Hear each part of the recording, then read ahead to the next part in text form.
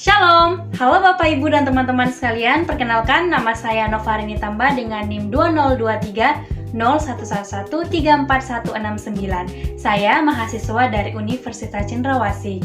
Pada video tugas akhir mata kuliah perkembangan peserta didik kali ini, saya ingin mengajak kita semua untuk membahas satu topik yang sangat penting, yaitu melihat perkembangan peserta didik dalam belajar. Teman-teman, ketika kita berbicara tentang perkembangan belajar anak, apa hal pertama yang terlintas di pikiran kita? Apakah deretan angka 90 di lembar ujian? Atau nilai rapor yang sempurna? Sebagai calon guru, kita harus mengubah sudut pandang tersebut. Perkembangan peserta didik dalam belajar sama sekali tidak bisa diukur dari angka-angka kaku saja. Mengapa? Karena setiap anak adalah individu yang unik. Mereka lahir dengan bakat, latar belakang, dan kecepatan belajar yang berbeda-beda. Ada anak yang sangat cepat paham kalau melihat gambar atau visual, ada yang harus bergerak aktif atau kinestetik baru bisa mengerti, dan ada juga anak yang harus membutuhkan pendekatan personal secara perlahan.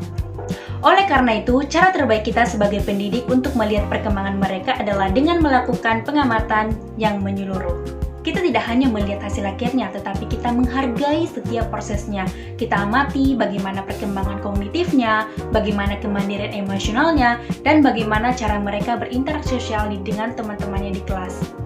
Tugas kita sebagai guru bukan membanding-bandingkan mereka atau memaksa semua anak harus sama pintarnya, melainkan kita harus mendukung keunikan mereka masing-masing.